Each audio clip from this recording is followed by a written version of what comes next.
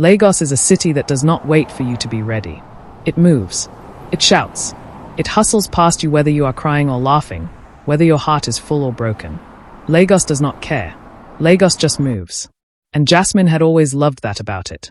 She had grown up in Surulere, in a modest 3-bedroom flat on a street that smelled of pepper soup on Sundays and generator fuel every other day.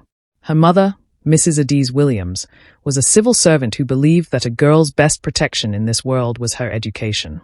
Her father, Mr. Frank Williams, sold building materials and told terrible jokes and loved his wife and daughter with a quiet, steady kind of devotion that Jasmine would not fully appreciate until she was much older. Jasmine was the kind of girl that people noticed. Not because she was loud. She was actually quite reserved.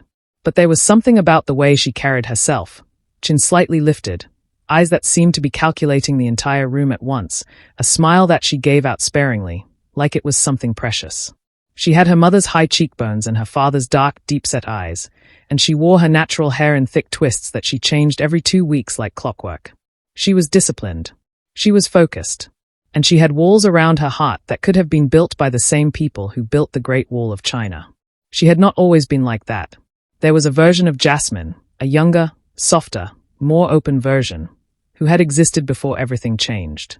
But that version had been slowly dismantled by one relationship, one betrayal, and one terrible, humiliating afternoon that she still could not think about without feeling her face grow hot with a mixture of shame and anger. But we will get to that. First, let us talk about who Jasmine was before Logan.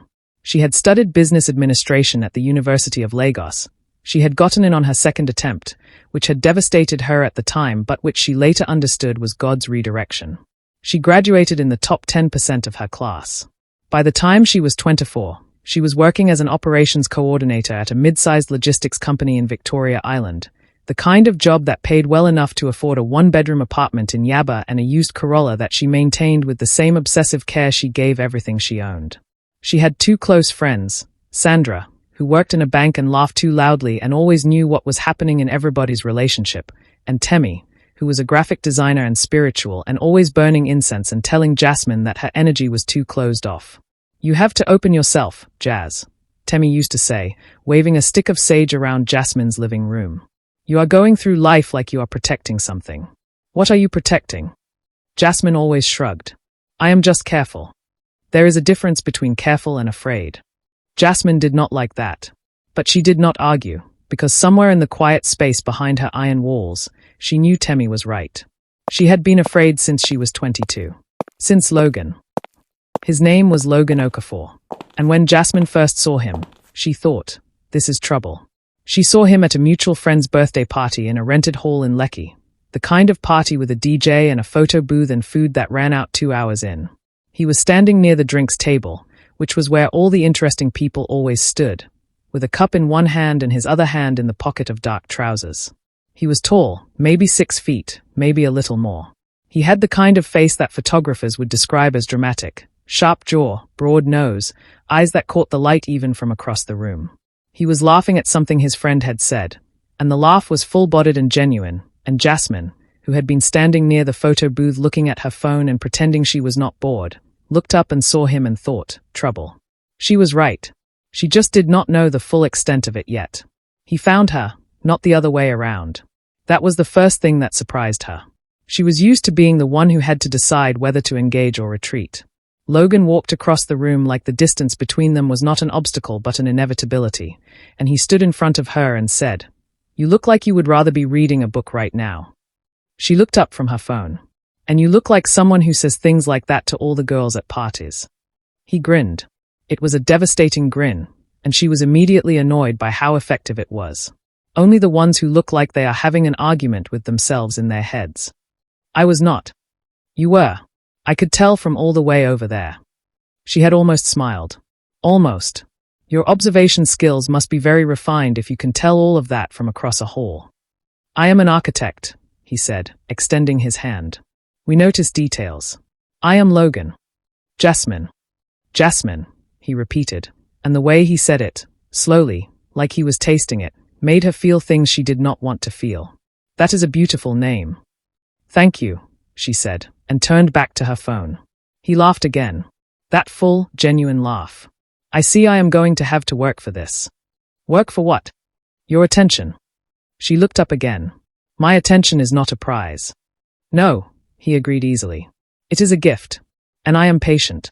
She did not know then that Logan Okafor's patience was entirely selective. That he could be infinitely patient with the things he wanted and catastrophically impatient with the things, or people, he decided were no longer interesting. She did not know any of that. She just saw a tall, funny, confident man who was not intimidated by her walls, and she thought, maybe just this once.l. They talked for 3 hours at that party. They moved from the drinks table to a corner, from the corner to the parking lot where it was quieter, from the parking lot to a small food spot nearby where they ordered jollof rice and argued about whether Lagos traffic was a punishment or a personality-building exercise and laughed at each other's terrible takes on Nigerian politics. He was intelligent. He was articulate. He made her feel like the most interesting person in the room, which was, she would later learn, his most dangerous skill. By the time Sandra came to drag her away at midnight, Jasmine had already given Logan her number. And when she got home and lay on her bed and stared at the ceiling, she touched the corner of her mouth and realized she had been smiling for 3 hours. Her iron walls had not fallen. But a door had opened, just a crack. They dated for 2 years. 2 years of Logan picking her up from work on Friday evenings and taking her to small restaurants in unlikely parts of Lagos where the food was extraordinary. 2 years of Sunday mornings in his apartment in Aja, with the windows open and the sound of the neighborhood drifting in while he sketched building designs on paper, and she read or replied to work emails, and neither of them felt the need to fill the silence. 2 years of long drives on 3rd Mainland Bridge at night, Logan's favorite activity, where he would talk about the buildings he wanted to design someday, and she would listen and feel something enormous and terrifying growing in her chest. She fell in love with him. Not quickly. Not dramatically, like in the movies. It was the slow kind. The kind that sneaks up on you between ordinary moments, between the 3rd cup of coffee and the side of his face when he was concentrating, between the way he remembered that she hated the sound of spoons scraping against ceramic bowls and always made sure to stir his tea gently when she was in the room. She fell deeply, completely, helplessly in love with Logan Okafor. And she told him. She was terrified when she said it. They were in his car, parked outside her building after a particularly easy, happy evening, and she turned to look at him and said, I love you, Logan. And her voice was barely above a whisper because the words felt enormous. He looked at her for a long moment. Then he smiled that devastating smile and said, I love you too, Jazz. I have for a while. And she exhaled like she had been holding her breath for 2 years. She introduced him to her parents the following month. Her father liked him immediately. They bonded over football and arguments about infrastructure. Her mother was slower, more careful. She watched Logan with those quiet, assessing eyes and said to Jasmine afterward, he is charming. Be careful with charm, my daughter. Make sure there is substance underneath. Jasmine was 25. She was in love. She thought her mother was being cautious in the way that mothers always were. She did not understand until later that her mother had seen something she had not. The cracks started small. Logan began canceling plans. Not often, not dramatically, but with a frequency that was just enough to make Jasmine notice, but not enough for her to be sure she was not overreacting. He would say it was work, an urgent project, a client meeting, a site visit that ran late. He was a project architect at a firm in Victoria Island, and the nature of the job meant irregular hours. She understood. She accommodated. She was good at accommodating. But then there were the times his phone would ring, and he would step outside to answer it. The times she called and he did not pick up, and the explanation afterward was always slightly different from what she expected. The times he was present in body, but somewhere else entirely in spirit, and when she asked what he was thinking about he would say work, and redirect the conversation so smoothly she almost did not notice. She noticed, but she told herself she was being paranoid. She told herself she was the girl with the iron walls, the girl who was afraid of love, and that this anxiety was her own baggage and not evidence of his wrongdoing. She had built a whole architecture of trust, and she was not going to demolish it over feelings. She told Sandra about it one evening over drinks in a bar on the island. Sandra listened carefully, in the way that Sandra always did before she said something that would ruin your night. Have you checked his phone? No, Jasmine said. I trust him. Trusting someone does not mean being blind, Jazz. I am not blind. I am choosing not to be suspicious without reason. Sandra stirred her drink slowly. And if there is reason? What then? Then I would deal with it. Sandra looked at her for a long moment. Okay, she said finally. But when you say deal with it, I need you to know that I am going to be there. And I am going to need you to not protect him. Jasmine frowned. Why would I protect him? Because you love him. And women in love sometimes protect the wrong people. Jasmine did not sleep well that night. It was a Wednesday in June. Jasmine had left work early because she had a headache that had been building since morning, and her manager, in a rare moment of human compassion, had told her to go home and rest. She almost called Logan to tell him, but she decided she would surprise him. His office was in the same direction as his apartment, and she had his spare key, and she thought she would stop at his place, make herself some tea, and sleep until the headache passed. She had done this before. It was not unusual.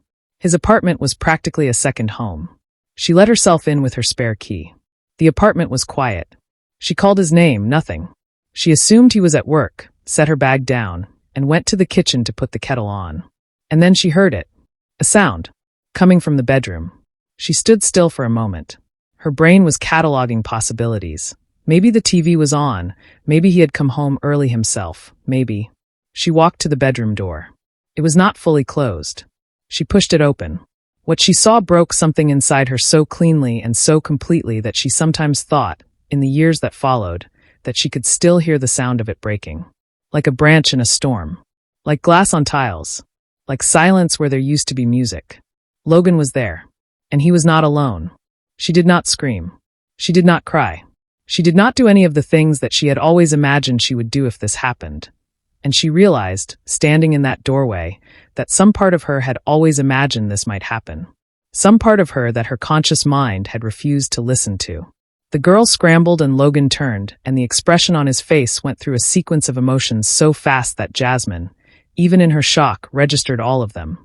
Surprise, horror, calculation, then a strange settling, like a man who has been expecting a storm and has decided he might as well let it come. Jazz! She turned around and walked out. He came after her, obviously, still pulling on his shirt, calling her name. She was already at the front door. Her hands were steady. She did not understand how her hands were so steady. Jasmine, let me explain. She turned around. And she looked at him. Really looked at him. And she said, in a voice that was so calm it frightened them both, "Do not ever call me again." She walked out. She got in her car. She drove 4 blocks, pulled over, and sat there for 20 minutes while her body processed what her mind had not yet accepted. Then she cried. Not quietly. Not prettily. She cried the way people cry when something has been confirmed that they have been hoping was not true. She cried with her whole body, hunched over the steering wheel, until there was nothing left. Then she sat up. She wiped her face. She drove home. She had been afraid of love her whole life. Now she remembered why. The months that followed were not dramatic. That was the thing nobody told you about real heartbreak. It was not dramatic. It was just quiet. And gray. And exhausting. Jasmine went to work. She ate. She slept badly. She let Sandra and Temmie fuss over her, and bring her food and sit with her on weekends and say terrible things about Logan that she mostly agreed with. She blocked Logan's number after he showed up at her workplace once. He had written her a letter, an actual handwritten letter, that she read and then folded neatly and put in a drawer and never read again. She threw herself into work. She got promoted to senior operations manager by the end of that year, which should have felt like a triumph and mostly just felt like a distraction. But she took it. She did not date anyone for a year. Then she tried twice with men who were perfectly decent and perfectly wrong for her, and each time she sat across from them at dinner she felt the familiar walls sliding back into place, and she knew, before the first date was over, that it was not going to work. Not because of them. Because of her. Temmie burned more sage. Sandra started sending her dating app screenshots. Her mother, with characteristic restraint, said only, "Do not let one bad experience make you forget that you are worth loving, Jasmine. That is his failure, not yours." Her father said nothing for a while. Then one Sunday afternoon, over Egusi and EBA, he said quietly, "The right person will know how to be patient with you. Do not apologize for needing time." She had to excuse herself to cry in the bathroom. 2 years passed. She was 28. She was successful. She was independent. She had redecorated her apartment 3 times, adopted a cat named Pepper that she loved violently, run a half marathon, and read 43 books in a single year.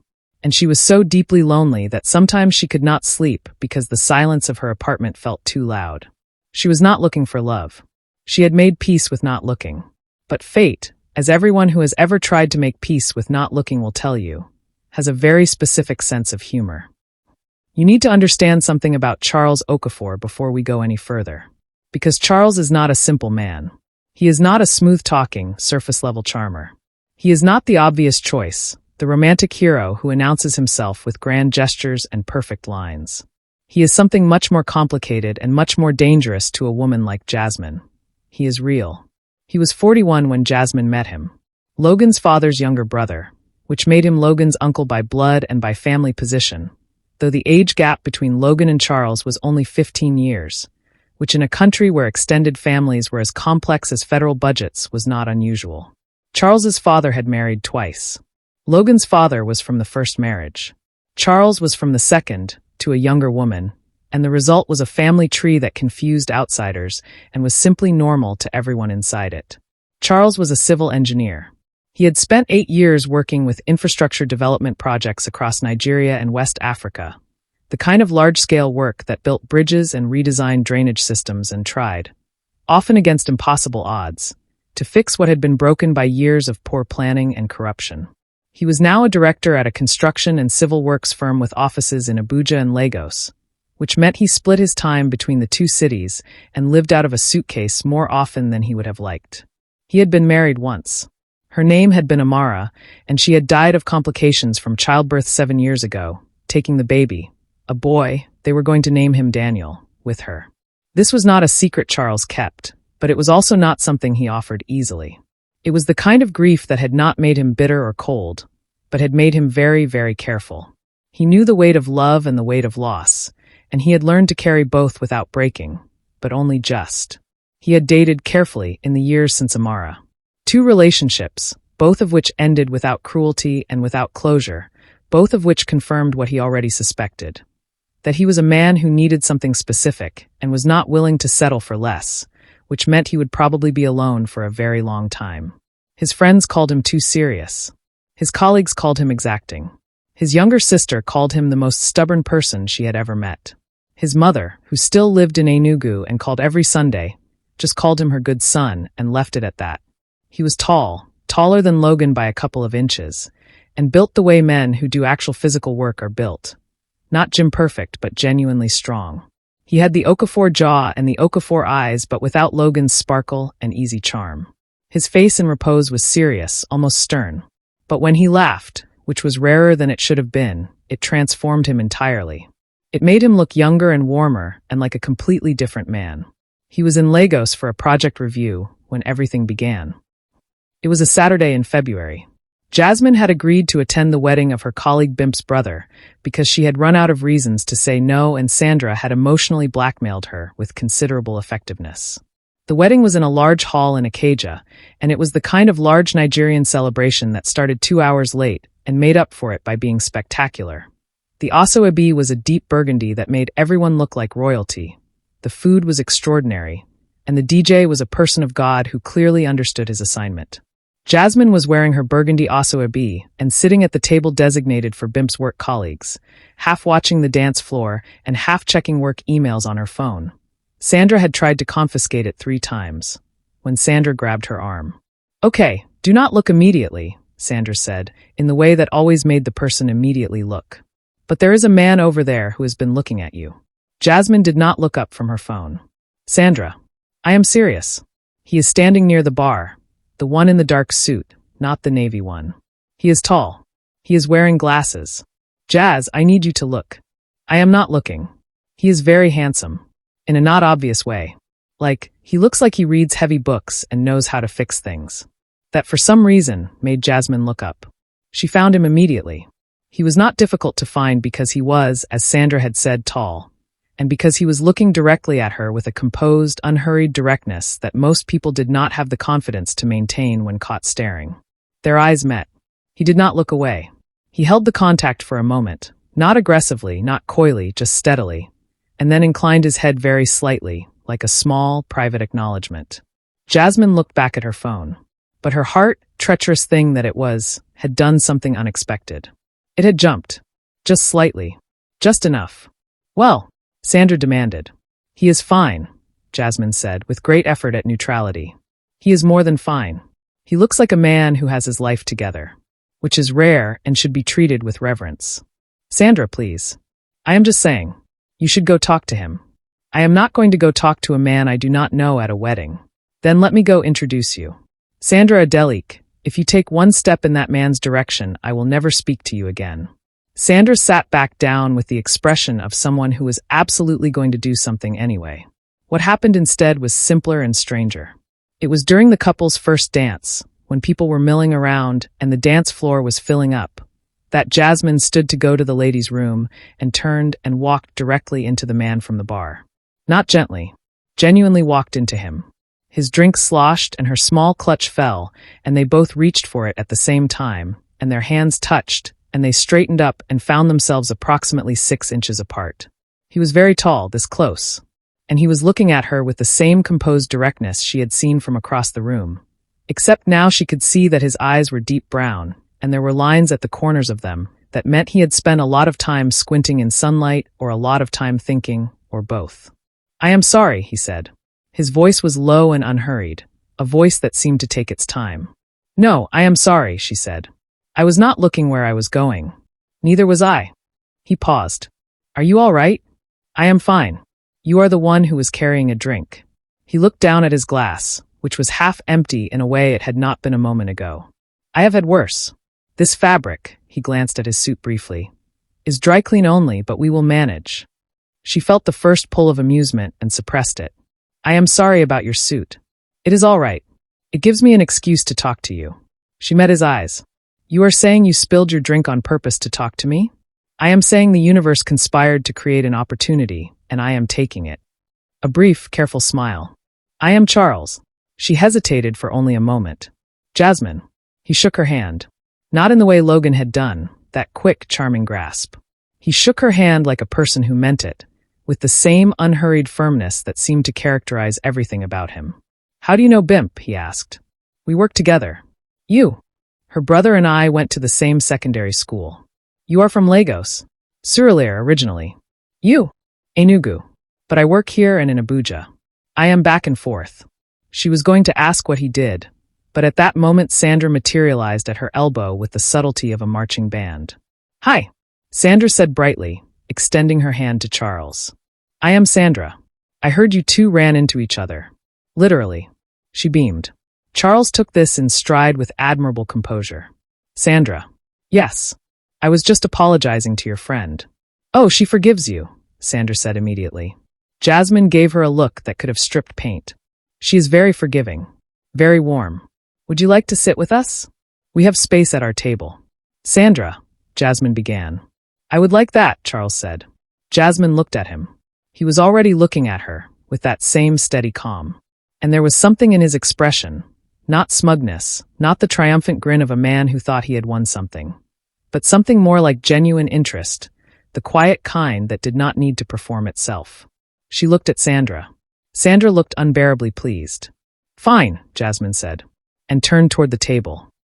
He sat across from her, which meant that for the next 2 hours, whenever she looked up from her plate or her drink, he was there.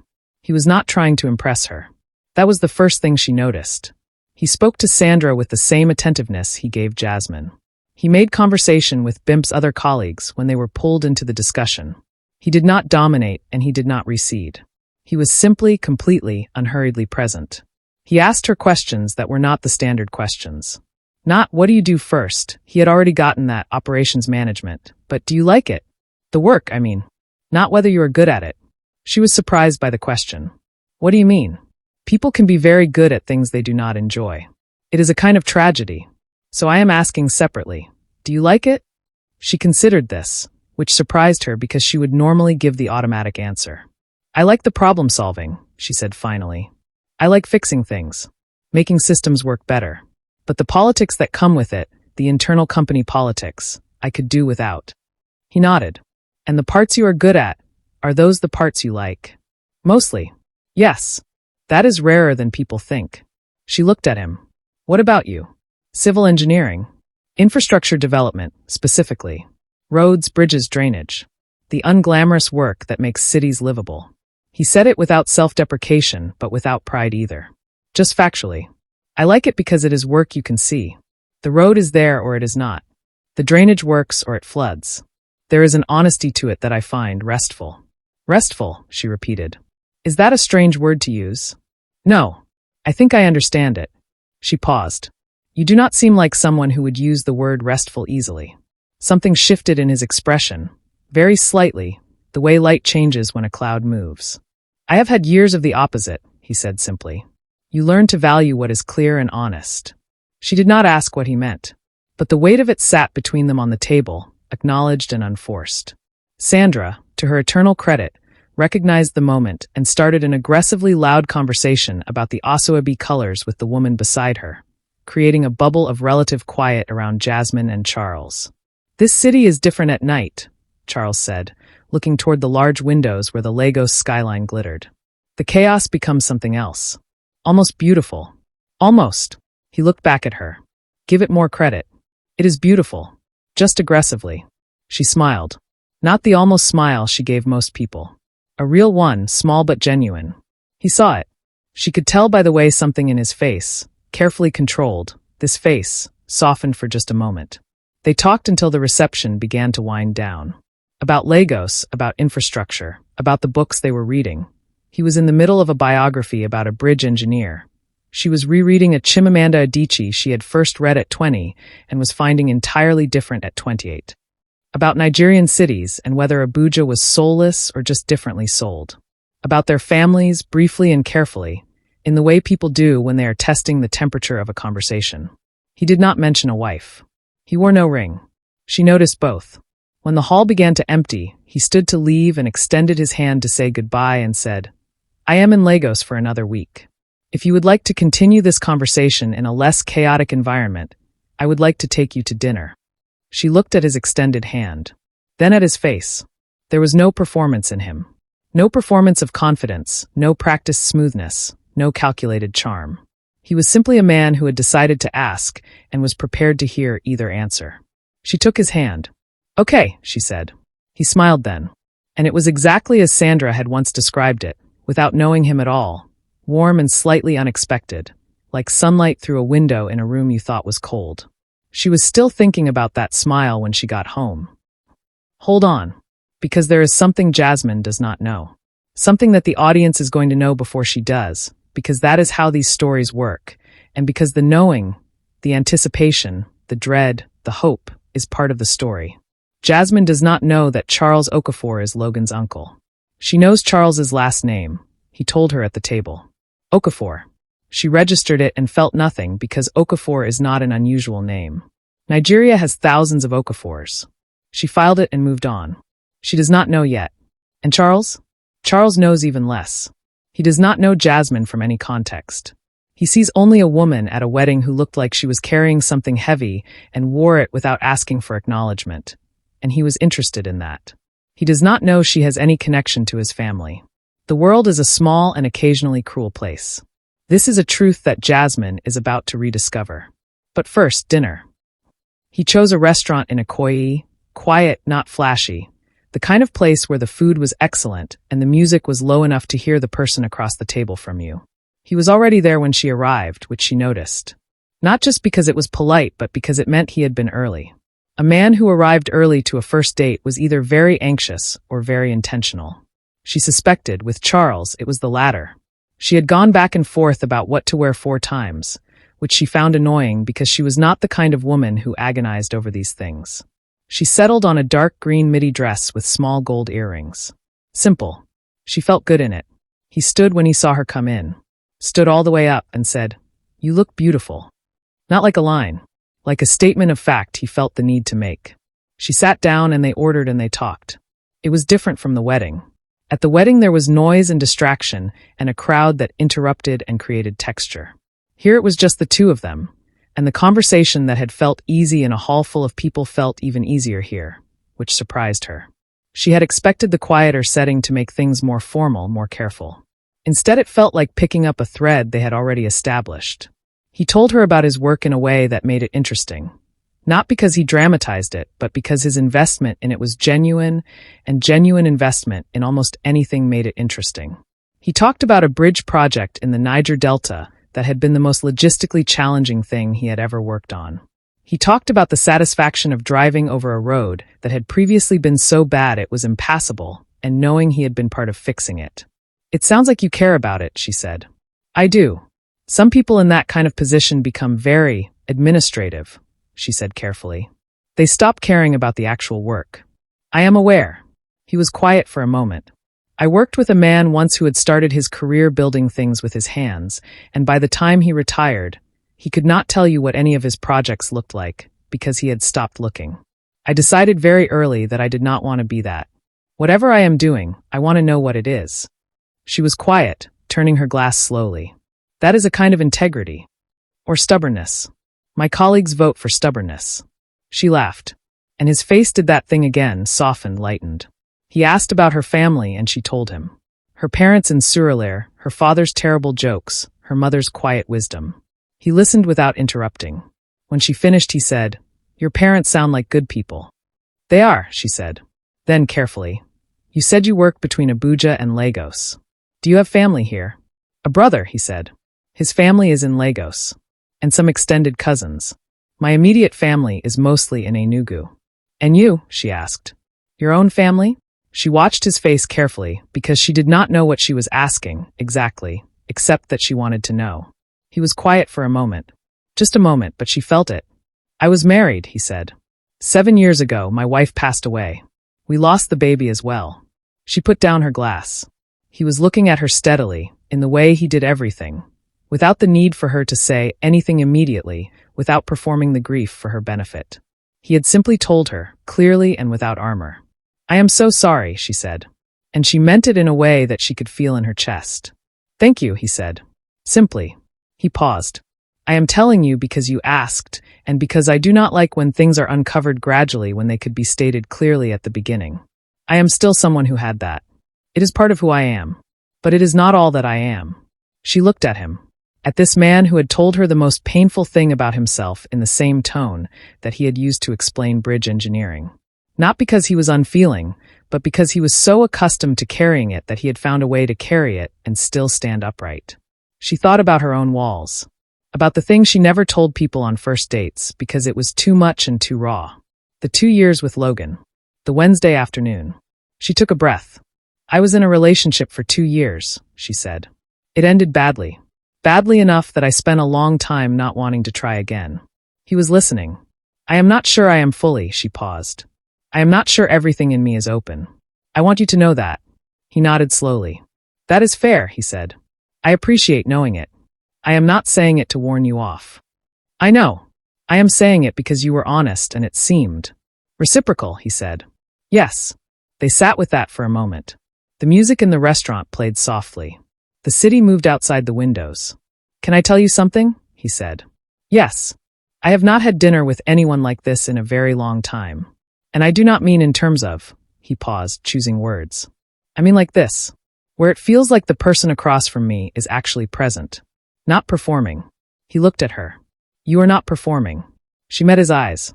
"Neither are you." Something settled between them then. Not like a resolution, but like a beginning. Like the first stone laid for something that would take time to build. He drove her home. They stood outside her building in the low, warm dark of a February Lagos night, and he said, "May I see you again?" She looked up at him. She thought about walls and doors and the strange, frightening thing that was happening in her chest, that slow seismic shift she had felt before and had sworn she would never let happen again. "Yes," she said. He smiled. That warm, unexpected smile. "Good night, Jasmine." "Good night, Charles." He was in Lagos for another week, as he had told her. In that week they went to dinner twice more, and to an art exhibition at the Freedom Park, where they argued pleasantly about a piece of installation art that Jasmine found deeply affecting and Charles found puzzling, and he admitted finally that he was not good with abstract art, but was willing to be educated. "You are willing to be educated," she repeated, smiling. "On certain subjects," he said, looking at her with a gravity that made the air feel different. "I am very willing." She felt the shift in the air. She was aware of the space between them, of the warmth of him standing beside her in front of a piece of art he did not understand, of his hand near hers without touching. She did not close the distance. Neither did he. But the awareness was there. Electric and patient. He went back to Abuja. He called her the night he landed, not a text, a call. And they talked for 40 minutes about nothing and everything. He called again 2 days later. And then again. The calls became a pattern, every 2 or 3 days, always in the evenings, always long. He texted in between. Not constantly, not obsessively. He was not that kind of man. But with consistency. He sent her a photo of a sunset over the Abuja skyline one evening with no caption. She stared at it for a long time. She sent back a photo of Pepper the cat sitting on her laptop keyboard, looking extremely self-important. He replied, "She looks like she makes decisions around here." She laughed for longer than the message warranted. Sandra declared code red. "This man is getting to you," she announced one evening in Jasmine's kitchen, eating her food without being invited. "You are smiling at your phone." "You are smiling, Jazz. This is historic. I smile at my phone all the time." "Not like that. When you smile, it means you look amused. When you smile at him, you look like someone who has been handed something they were not sure they deserved." Sandra pointed her fork. "That is vulnerability, my friend. That is the real thing." Jasmine took her plate away from Sandra. "Go home. He is coming back next week." A pause. "Yes." Sandra shrieked and threw a piece of plantain in the air. He came back to Lagos for a project review, and they had dinner on the Friday evening and walked along the waterfront afterward, just the two of them in the warm evening air, and when her hand brushed his, he caught it. Not aggressively. Not immediately. Just caught it, gently, like catching something that had almost fallen, and held it. She looked at their hands. She looked up at him. "Is this all right?" he asked. "Yes," she said. "This is all right." They walked the rest of the waterfront like that, talking about small things. The city around them. The moon over the water, large and generous the way Lagos moons always were. And when he walked her to her car and she turned to say goodnight, he was very close, and she could smell his cologne, something warm and grounded. And he looked at her for a long, deliberate moment, and then very slowly, with all the patience that was fundamental to his character, he leaned forward and pressed his lips to her cheek. Just her cheek. Just for a moment. When he pulled back, his face was close enough that she could see every detail, every line, every year. And his expression was the most unguarded she had seen it. Something open there, something careful and hopeful that she understood because she felt it too. "Good night," he said quietly. She was very still. "Good night," she managed. She drove home with her cheek still warm where his lips had been, and Pepper regarded her from the doorway with the ancient, knowing eyes of a cat who understood everything. That night, Jasmine lay in her bed and thought, "I am in trouble." This time, the word meant something entirely different. It was Sandra who found out. 3 weeks after Charles had first kissed her, really kissed her, on a Saturday evening in the living room of his Lagos hotel suite, a kiss that was slow and deliberate and thorough and left her leaning against the wall afterward because her legs had temporarily forgotten their function. Sandra was doing what Sandra always did in her spare time, which was researching things without being asked. She called Jasmine on a Tuesday morning, and Jasmine knew from the tone of the first syllable that something was wrong. "Jazz, are you sitting down?" "I am in the middle of a work call, Sandra." "End the call." "I need you to end the call." Jasmine ended the call. She sat up straighter at her desk. "What happened?" "I was looking at Charles's LinkedIn," Sandra said. "I was going to send you his profile because I thought you should see his full work history before things get more serious." "Sandra." "Jazz, his last name is Okafor." "I know that. I told you his last name.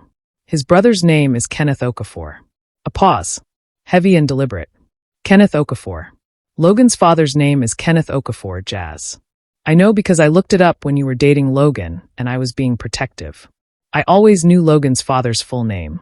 The silence that followed was total. Jasmine did not move. "Jazz." "Say it," Jasmine said. Her voice was very flat and very quiet. "Charles is Logan's uncle. His father's younger brother." Sandra's voice was careful and devastating.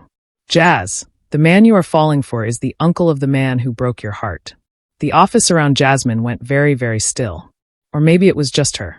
Maybe the office was moving normally, and she was the thing that had gone still, like a person who has stepped on ice and is not yet sure whether it will hold.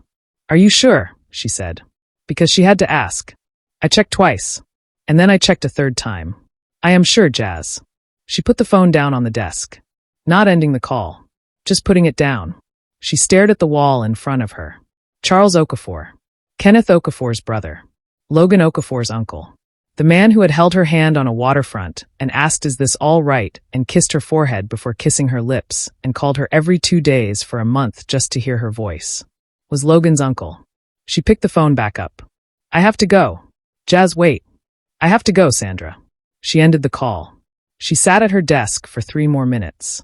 Then she stood, told her assistant she had an emergency, and walked out of the office. So, she knows. The man she has been falling for, slowly, carefully, against every wall she built, is the uncle of the man who broke her. The same blood, a different man.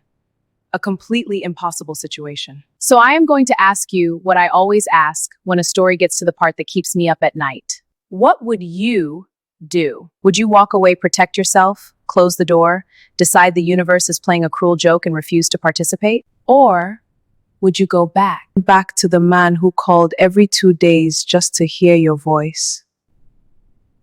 Who kissed you like he meant it? Who looked at you like you were the most interesting structure he had ever studied? Tell me in the comments. I read every single one. And if this story has already gotten into your chest the way I think it has, share it. Someone you know needs to hear part 1 before part 2 drops. Like this video. Subscribe if you are not already here. And come back. Because part 2 is where everything either falls apart completely or becomes the most unexpected love story you have ever watched. I will see you there.